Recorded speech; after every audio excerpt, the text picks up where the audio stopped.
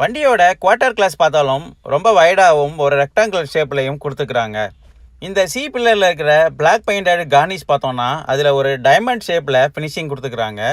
இந்த கார்னிஷ் பார்த்தோன்னா ரொம்ப ஷைனிங்காகவும் ரொம்ப கிளாஸியாகவும் வண்டியோட சைட் வியூ ப்ரெசன்ஸை ரொம்ப நல்லாவே எடுத்துக்காட்டுது அப்படின்னும் சொல்ல முடியும்.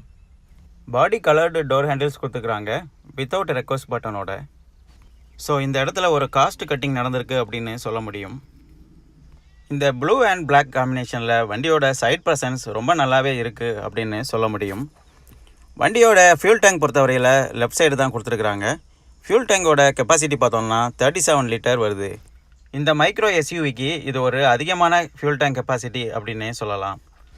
ஹுண்டாயோட ஹெல்ப்லைன் சப்போர்ட் நம்பர் மற்றும் சர்வீஸ் சப்போர்ட் நம்பர் இங்கே டிஸ்பிளே பண்ணியிருக்காங்க.